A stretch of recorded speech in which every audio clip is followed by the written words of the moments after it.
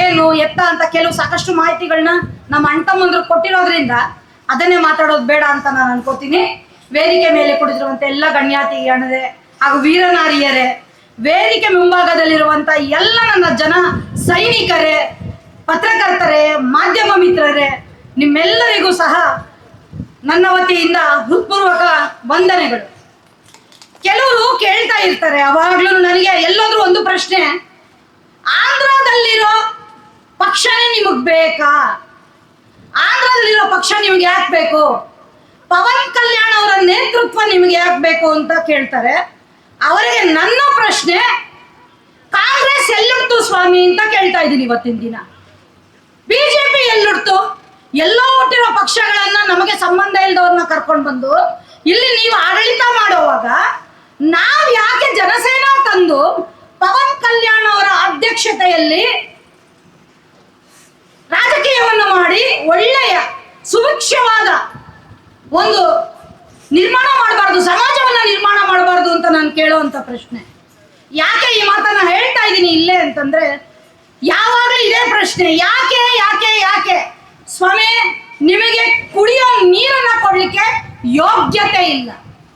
ಕಳೆದ 25 ವರ್ಷಗಳಿಂದ ಬಯಲು ಸೀಮೆಯ ಜನ ಶುದ್ಧವಾದ ನೀರನ್ನ ಕೊಡಿ ಅಂತ ಹೇಳಿ ಬಾಯಿ ಬಡ್ಕೊಂಡು ಅನಿರ್ದಿಷ್ಟಾವಧಿ ಧರಣಿಗಳನ್ನ ಮಾಡಿ ಹೋರಾಟಗಳನ್ನ ಮಾಡಿದೀವಿ.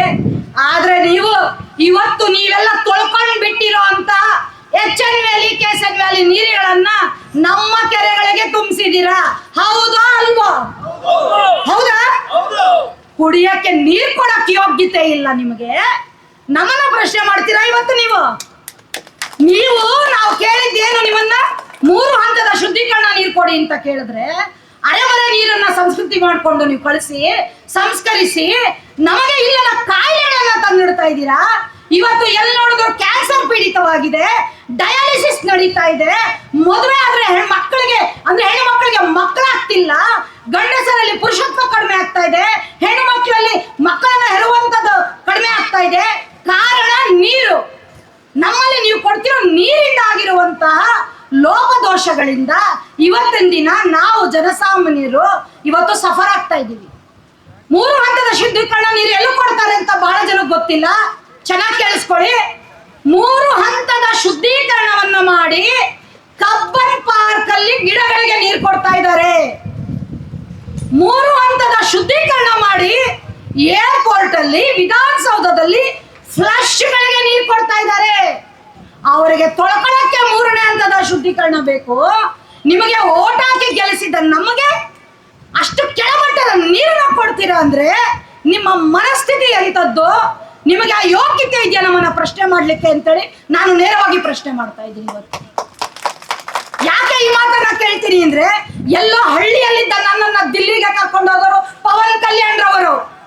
ಎಲ್ಲೋ ಹಳ್ಳಿಯಲ್ಲಿ ನಾನು ಮುದ್ದೆ ಮಾಡ್ಕೊಂಡು ನನ್ನ ಕೈಲಾದ ಕೆಲಸ ಮಾಡ್ಕೊಂಡು 4 ಜನಕ್ಕೆ ಏನೋ ಸಹಾಯ ಮಾಡ್ಕೊಂಡು ಕಳೆದ 25 ವರ್ಷದಿಂದ ಸಮಾಜ ಸೇವೆಯನ್ನು ಮಾಡ್ಕೊಂಡು ಕೂತಿದ್ದವಳಿಗೆ ರಾತ್ರಿ ನೀವು ಅಂತ ಡೆಲ್ಲಿ ಕರ್ಕೊಂಡು ಹೋಗಿ ಅವರದೇ ಖರ್ಚಿನಲ್ಲಿ ಫ್ಲೈಟ್ ಬುಕ್ ಮಾಡಿ 2 ದಿನ ಅಲ್ಲಿ ಇಟ್ಕೊಂಡು ಒಂದೇ ಮಾತು ನನಗೆ ಇಷ್ಟ ಆಗಿದ್ದು, ಜನಸೇನಾ ಪಾರ್ಟಿಗೆ ಬನ್ನಿ ಅಂತ ಕರೀಲಿಲ್ಲ ಅವರು. ದೇಶಕ್ಕಾಗಿ ದುಡಿಯೋ ಹಾಗಿದ್ರೆ ನನ್ನ ಜೊತೆ ಬನ್ನಿ, ಇಲ್ಲಿದ್ರೆ ನಿಮ್ಮ ಮನೆಯಲ್ಲಿ ನೀವಿರಿ ಅಂತ ಹೇಳಿದ್ರು. ಯಾರಾದ್ರೂ, ನಾನು 6 ಮುಖ್ಯಮಂತ್ರಿಗಳಿಗೆ ಓಟ್ ಹಾಕಿ ಗೆಲ್ಸಿದ್ದೀನಿ. ಯಾರಾದ್ರೂ ಇವತ್ತಿಗೂ ಯಾರಿಗಾದ್ರೂ ಒಳ್ಳೇದಾಗ್ಲಿ ಅಂತ ಬಯಸಿಲ್ಲ. ಓಪನ್ ಆಗಿ ಹೇಳ್ತೀನಿ ನಾನು. ಯಾರಾದ್ರೂ ಪ್ರಶ್ನೆ ಮಾಡೋದಿದ್ರೆ ನೇರವಾಗಿ ನನ್ನೇ ಮಾಡಲಿ. ಯಾರು ಬಯಸಲ್ಲ. ನಾನ್ ಚೆನ್ನಾಗಿರ್ಬೇಕು ಅಷ್ಟೇ, ನನ್ನ ಮಕ್ಕಳು ಚೆನ್ನಾಗಿರ್ಬೇಕು, ನನ್ನ ತಲಾಂತರ ಚೆನ್ನಾಗಿರ್ಬೇಕು. ಓಟ್ ಹಾಕ್ದವ್ನು ಎಲ್ಲಾದ್ರೂ ಹಾಳಾಗೋಗ್ಲಿ. ಇವತ್ತಿನ ದಿನ ರೈತರು ಯಾರಾದ್ರೂ ಸತ್ರೆ ನಾವು ಎಷ್ಟೋ ಕಷ್ಟಗಳನ್ನ ಹೋಗಿ ಹೇಳ್ಕೊಂಡ್ರು ಸಹಿತ ಒಬ್ಬ MLA ಮೀಟ್ ಆಗ್ಬೇಕಂದ್ರೆ ಅವ್ನ ಹಿಂದೆ ಇರುವಂತ 100 ಜನನ ದಾಟಿ ನಾವು MLA ಹತ್ರ ಹೋಗ್ಬೇಕು. ಅವ್ರ ಹತ್ರ ಹೋಗಿ ನಮ್ಮ ಕಷ್ಟ ಸುಖಗಳನ್ನ ಹೇಳ್ಕೊಂಡಾಗು ಸಹಿತ ಅವ್ರು ಸ್ಪಂದಿಸಲ್ಲ. ಅದೇ ಒಬ್ಬ ರೈತ ಸತ್ರೆ 50,000 ರೂಪಾಯಿ ಚೆಕ್ ತಗೊಂಡು ಇಡೀ ಮೀಡಿಯಾನ ಹಿಂದೆ ಇಟ್ಕೊಂಡು ಬಂದು ಫೋಟೋ ತಗೊಂಡು ಪೇಪರ್ಗಳಲ್ಲಿ ಹಾಕಿಸ್ಕೊತಾರೆ. ಅದೇ ಪವನ್ ಕಲ್ಯಾಣ್ ಅವರು ಗೆಲ್ಲಕ್ಕೆ ಮೊದಲೇ 1000 ಜನ ಕೌಲು ರೈತರಿಗೆ ಒಂದು ಮನೆಗೆ 1 ಲಕ್ಷ ರೂಪಾಯಿ ಅಂತೆ ಕೊಟ್ಟಿರುವಂತ ಪುಣ್ಯಾತ್ಮರಿ ಅವರು. ಖಬರ್ದಾರ್ ಪವನ್ ಕಲ್ಯಾಣ್ ಅವ್ರ ಬಗ್ಗೆ ಮಾತಾಡಿದ್ರೆ, ಜನಸೇನಾ ಪಾರ್ಟಿ ಬಗ್ಗೆ ಮಾತಾಡಿದ್ರೆ ಅರ್ಧರಾತ್ರಿ ನಿದ್ದೆಲ್ಲ ಎದ್ದು ಕುತ್ಕೊಬೇಕು. ಅಂತ ಸ್ಥಿತಿಗೆ ನಿಮ್ಮನ್ನೆಲ್ಲ ನಾವು ತರದಿದ್ರೆ ನಾವು ಜನಸೇನಾನಿಗಳೇ ಅಲ್ಲ. ಎಲ್ಲೇ ಹೋಗಿ ಯಾವುದೇ ಆ ಕಚೇರಿಗಳಿಗೆ ಹೋಗಿ ದಯವಿಟ್ಟು ನಿಂತ್ಕೊಂಡು ಯಾರು ಮಾತಾಡಬಾರ್ದು. ನಾವಿಟ್ಟ ಸೇವಕರವರು, ಅವರು ಚೇರ್ ಹಾಕಿದ್ರೆ ನಾವು ಕುತ್ಕೊಂಡು ಮಾತಾಡ್ಬೇಕು ಅವ್ರ ಹತ್ರ. ಚೇರ್ ಇಲ್ದಿದ್ರೆ ಅವರು ಬಂದು ಬೀದಿಯಲ್ಲಿ ನನ್ನ ಜೊತೆ ನಿಂತ್ಕೊಂಡು ಮಾತಾಡ್ಲಿ ಅಷ್ಟೇ ವಿನಃ ಯಾವುದೇ ಅಧಿಕಾರಿಗಳ ಮುಂದೆ ಕೈ ಕಟ್ಕೊಂಡು ನಿಂತ್ಕೊಂಡು ಮಾತಾಡುವಂತ ಪರಿಸ್ಥಿತಿಯಲ್ಲಿ ನಾವಿರಬಾರ್ದು. ಕಾನೂನನ್ನು ವಿರೋಧಿಸಿ ನಾವು ಯಾವುದೇ ಕೆಲಸ ಮಾಡೋದಿಲ್ಲ.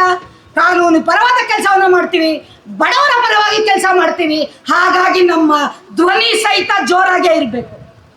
ಎಲ್ಲಿ ಯಾರಿಗಾದ್ರೂ ಅನ್ಯಾಯ ಆಗ್ಲಿ ಜನಸೇನೆ ಇದೆ ಅನ್ನೋದು ಗೊತ್ತಾಗ್ಬೇಕು. ಎಲ್ಲಾದ್ರೂ ಅನ್ಯಾಯ ಆದ್ರೆ ಬರ್ತಾರಪ್ಪ ಜನಸೇನಾನಿಗಳು ಅಂದ್ರೆ ಅವರಿಗೆ ಬರ್ಬೇಕು. ಆ ರೀತಿ ಕೆಲಸ ಮಾಡಬೇಕು. ಮಾಡೋಣ ಎಲ್ಲ ಕೆಲಸ. ನೋಡಿ ಒಂದು ಹೇಳ್ತೀನಿ, MPS ಬಹಳ ನನ್ನ ಮಗ ಬಹಳ ಇಂಟ್ರೆಸ್ಟ್ ತಗೊಂಡು ಮಾಡಬೇಕು ಅಂತ ಮಾಡಿದ್ದಾರೆ. ಇಲ್ಲಿ ಸಂಖ್ಯೆ ಮುಖ್ಯ ಅಲ್ಲ. ದೊಡ್ಡವರೊಂದು ಮಾತು ಹೇಳಿದ್ರು, 100 ಕತ್ತೆಗಳಿಗಿಂತ 10 ಕುದುರೆಗಳು ಲೇಸು ಅಂತ. ನಾವು ಬೇಕಾದಷ್ಟಿದೀವಿ. ಇಲ್ಲಿರೋ ಒಬ್ಬೊಬ್ರು ಪವನ್ ಕಲ್ಯಾಣ, ಯಾರು ಜೈ ಜನಸೇನಾ ಅಂತಾರ ಅವರೆಲ್ಲ ಪವನ್ ಕಲ್ಯಾಣ. ಪವನ್ ಕಲ್ಯಾಣ್ ಅವ್ರು ಬರ್ಬೇಕು ಅಂತ ಅಲ್ಲ, ನಾವೇ ಪವನ್ ಕಲ್ಯಾಣ ಕೆಲಸ ಮಾಡೋಣ. ಮಾಡ್ಬೋದಾ? ಯಾವ ರೀತಿ ಇರ್ಬೇಕಂದ್ರೆ ನಮ್ಮ ಸ್ವರ ಇವತ್ತಿಂದ ಒಳ್ಳೆಯ ಮುನ್ನುಡಿ. ನಮ್ಮ ಮುಳುಬಾಗ್ಲಲ್ಲಿ ಕೋಲಾರ ಜಿಲ್ಲೆಯಲ್ಲಿ ಇವಾಗ ಆವಾಗಲೇ ಚಿಕ್ಕಬಳ್ಳಾಪುರದಲ್ಲೂ ಇದೆ ಪಾರ್ಟಿ ಆಫೀಸು, ಮುಳುಬಾಲ್ ಆಗಿದೆ, ಬಾಗೇಪಲ್ಲಿಯಲ್ಲೂ ರೆಡಿ ಆಗಿದೆ. ಪ್ರತಿ ತಾಲೂಕಲ್ಲೂ ಪಾರ್ಟಿ ಆಫೀಸನ್ನು ಮಾಡಬೇಕು. ಸಂಖ್ಯೆಗಳ ಬಗ್ಗೆ ತಲೆ ಕೆಡಿಸ್ಕೋಬೇಡಿ. ನಮ್ಮದು ದುಡ್ಡಿನ ರಾಜಕೀಯ ಅಲ್ಲ, ಜನರ ಪರವಾದ ರಾಜಕೀಯ. ಅದನ್ನ ಮನಸ್ಸಲ್ಲಿ ಇಟ್ಕೊಳ್ಳಿ. ಮಾತಾಡಕ್ಕೆ ದುಡ್ಡು ಬೇಕಾಗಿಲ್ಲ ರೀ. ಎದೆಯಲ್ಲಿ ಗುಂಡಿಗೆ ಇರಬೇಕು, ಗುಂಡಿಗೆಯಲ್ಲಿ ಬಲ ಇರಬೇಕು. ಆ ಬಲ ಪವನ್ ಕಲ್ಯಾಣ್ ಅಲ್ಲಿದೆ. ಪವನ್ ಕಲ್ಯಾಣ್ ಅವರ ಫಾಲೋವರ್ಸ್ ನಮ್ಮ ಹತ್ರನೂ ಇದೆ. ನಾನು ಪವನ್ ಕಲ್ಯಾಣ್ ಅವರ ಅಭಿಮಾನಿ ಅಲ್ಲ, ಅವರ ವೈಯಕ್ತಿಕ ಅನಿಸಿಕೆಗಳು, ಅವರ ಕನಸುಗಳನ್ನ ಹೊತ್ಕೊಂಡಿರುವಂತಹ ಅಭಿಮಾನಿ ಅಂತ ಹೇಳಕ್ಕೆ ಇಷ್ಟಪಡ್ತೀನಿ. ಇನ್ನು ಮುಂದೆ ಎಲ್ಲ ಒಗ್ಗಟ್ಟಾಗಿ ಕೆಲಸ ಮಾಡಬೇಕಾಗಿದೆ. ನಾವು ಜನಸೇನವನ್ನ ಬೇರೆ ಲೆವೆಲ್ಗೆ ಕರ್ಕೊಂಡು ಹೋಗ್ಬೇಕು. ಯಾವ ಲೆವೆಲ್ಗೆ ಅಂದ್ರೆ ವಿಧಾನಸೌಧದ ಮೇಲೆ ಜನಸೇನ ಬಾವುಟ ಆರಿಸೋ ಲೆವೆಲ್ಗೆ ನಾವು ಇವತ್ತಿನ ದಿನ ಸಂಘಟನೆ ಮಾಡಬೇಕಾಗಿದೆ, ಪಕ್ಷವನ್ನ ಕಟ್ಟಬೇಕಾಗಿದೆ. ಜೈ ಜನಸೇನಾ, ಜೈ ಜನಸೇನಾ, ಜೈ ಕರ್ನಾಟಕ.